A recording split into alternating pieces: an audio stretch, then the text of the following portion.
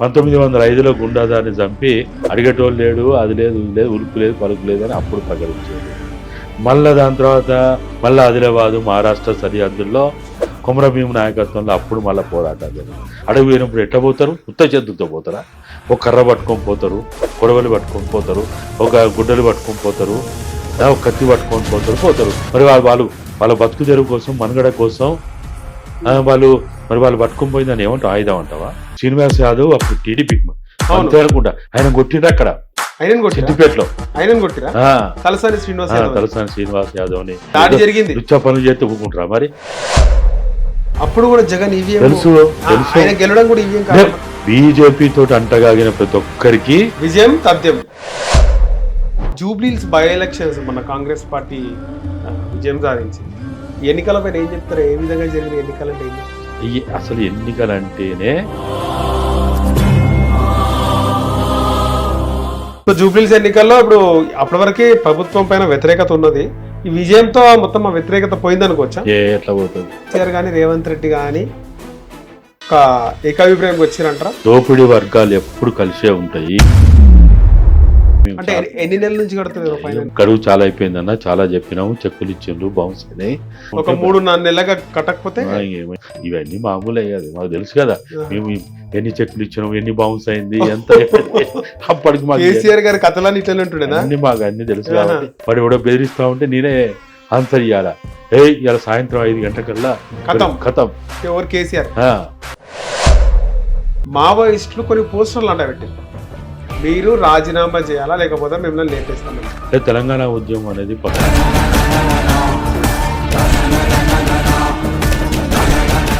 నమస్తే, welcome to hit TV. నేను నరేష్.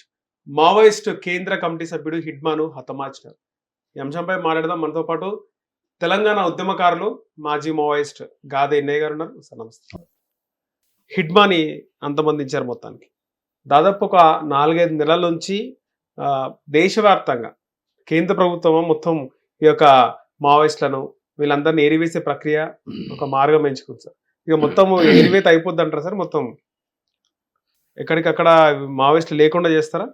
అంటే చరిత్రలో అయితే ఇటువంటి ప్రయత్నాలు గతంలో కూడా చాలా జరిగినాయి, ముఖ్యంగా ఆదివాసీ ప్రాంతాల్లో. ఇప్పుడే కాదు, బ్రిటిష్ కాలం కాదు, మొఘలుల కాలం కాదు, దాని ముందు కూడా రాజుల కాలం, సంస్థానాల కాలం, అరబ్బుల కాలం, అనేక పరిపాలనా కాలాల్లో ఇటువంటి సంపద కోసము, ఆధిపత్యం కోసము, ఆదివాసీల మీద యుద్ధాలు ప్రకటించడం, డేటు పెట్టి ముహూర్తాలు పెట్టి ఖతం చేస్తామనడము, లేకుండా చేస్తామనడం, మళ్ళా ఒక 5 ఏళ్ళు 10 ఏళ్ళకి మొత్తం ఖతం అయిపోయిండు. తిలకామాంజిని చంపి 1785లోనే, అప్పుడు మొఘలుల కాలంలో, ఇంకా బ్రిటిష్ కాలం ప్రారంభం కాకముందే తొలి దశలో తిలకామాంజిని చంపి మొత్తం ఆదివాసీ ఉద్యమం పోరాటాలు అయిపోయినాయి అని చెప్పారు. తర్వాత మళ్ళా బిర్సా ముండాని చంపి 150 ఏళ్ళ క్రితం బిర్సా ముండాని చంపి అయిపోయింది, ఆదివాసీ పోరాటాలు ఉద్యమాలు ఆగిపోయినాయి, ఎవరు లేడు, వాళ్ళు లేడు, వీళ్ళు లేడు, మొత్తం తుడిచిపెట్టుకపోయినని అప్పుడు చెప్పారు. మళ్ళా తర్వాత ఇదే గుండాదార్లో, ఇదే అబుజ్మల్లో, మాడ్లో, ఇదే ఇప్పుడు ఏదైతే నేషనల్ పార్కు అబుజ్మడ్ అంటున్నారు కదా, 1905లో గుండాదార్ని చంపి బస్తర్లో ఇంకా ఉద్యమాలు లేవు, పోరాటాలు లేవు, ఆదివాసీలు ఎవడు మెసలడు, ఇంకా అడిగేటోళ్ళు లేడు, అది లేదు ఇది లేదు, ఉలుపు లేదు పలుకు లేదు అని అప్పుడు ప్రకటించారు. మళ్ళీ దాని తర్వాత రాజగోండు కాలంలో కానీ, కొమరంభీము 1940లో, మళ్ళీ ఆదిలాబాదు మహారాష్ట్ర సరిహద్దుల్లో కొమరంభీము నాయకత్వంలో అప్పుడు మళ్ళీ పోరాటాలు జరిగింది. అదే కాలంలో దానికి ముందు కానీ వెనుక కానీ ఆదివాసీ మన్యం వీరుడిగా ఉన్నటువంటి అల్లూరి సీతారామరాజు, ఆయన నాయకత్వంలో అక్కడ పోరాటాలు జరిగింది. నేను చెప్పేది భారతదేశ చరిత్రలో బాగా ప్రాచుర్యం ఉన్న పేర్లు ఇవి కాక ఇంకా చాలా మంది ఉన్నారు, కొన్ని 100,000 మంది ఉన్నారు. మొత్తం భారత స్వాతంత్ర సంగ్రామం ప్రారంభం కాకముందే ఈ దేశంలో ఆదివాసీ పోరాటాలు ఉన్నాయి, ఉద్యమాలు ఉన్నాయి. హక్కుల సాధన కోసం వాళ్ళు అలుపెరగని పోరాటం చేశారు. అప్పుడు ఆంగ్లేయుల మీద, ఇప్పుడు దేశం మీద ఆంగ్లేయులు, మొఘలులు, దాని ముందు అరబ్బులు, అనేక రాజులు, సంస్థానాలు, ఒక్కరని కాదు, కొన్ని 100,000 సంవత్సరాలు. అందుకనే భారతదేశంలో ఎవరిని మూలవాసులు అంటారు? ఓన్లీ ఆదివాసీలను మాత్రమే మూలవాసులు అంటారు. మిగతా వాళ్ళందరూ బయట నుంచి వచ్చిన లేదంటే మిగతా వాళ్ళందరూ వాళ్ళు ఒక కాలక్రమంలో కొన్ని శతాబ్దాల కాలక్రమంలో వాళ్ళు అనేక రకాలైనటువంటి వృత్తుల్లో వాళ్ళు ఉన్నారు కాబట్టి దాని తర్వాత ఎప్పుడైతే ఈ ఇరాన్ నుంచి అక్కడి నుంచి ఇక్కడికి ఆర్యులు వచ్చిన తర్వాత వర్ణ వ్యవస్థ వచ్చిన తర్వాత శూద్రులు అనే మనకి ఏదైతే వర్ణ వ్యవస్థలో బ్రాహ్మణ, క్షత్రియ, వైశ్య, శూద్ర అనేది వచ్చిన తర్వాత అప్పుడు ఇక మళ్ళీ కులాలు వృత్తుల కారణంతో దళితులు వచ్చిండ్రు, తర్వాత ఇంకా బహుజనులు వచ్చిండ్రు, అగ్ర కులాలు అనేవి ఇట్లా వచ్చినాయి. కానీ ఆదిమ సమాజం నుంచి మొదలుకుంటే మూలవాసులుగా చెప్పబడే ఈ ఆదివాసులే ఈ భారతదేశ సంపదని కాపాడిండ్రు, ఈ భూభాగాన్ని కాపాడిండ్రు. కాబట్టి మూలవాసులుగా ఈ దేశ సంపదని కాపాడిన ఆదివాసీలు మొదటి నుంచి కొట్లాడుతూనే వచ్చిండ్రు. ఓకే.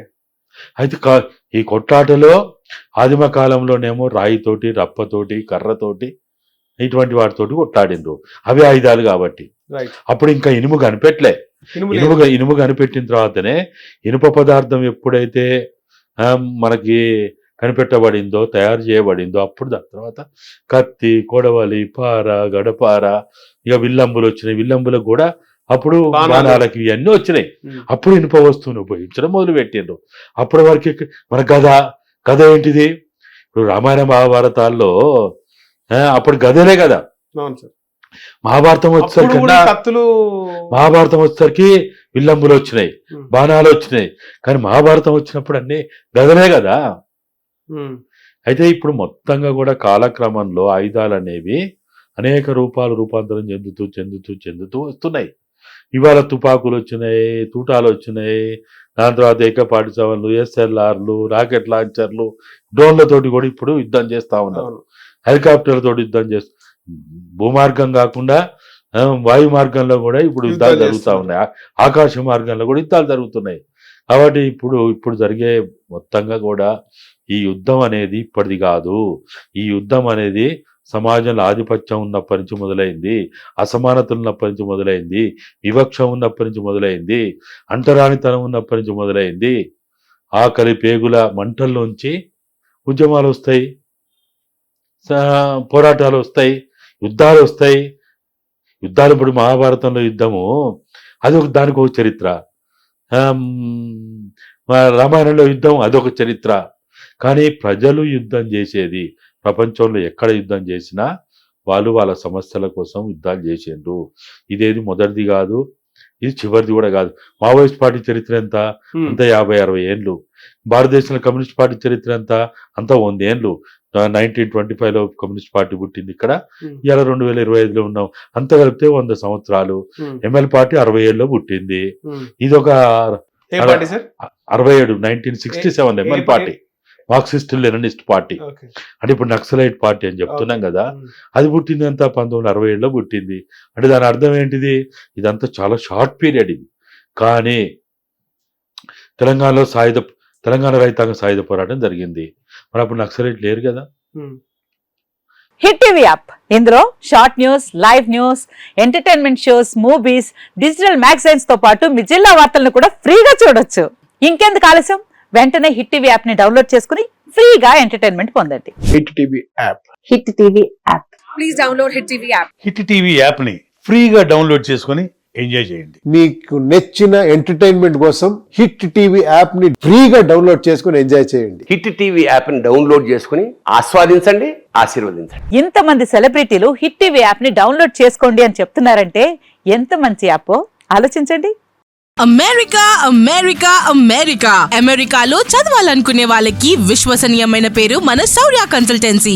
UK లో 1 year masters, UK లో 1 year masters, 2 years work permit up to 5 years visa. Contact Saurya Consultancy.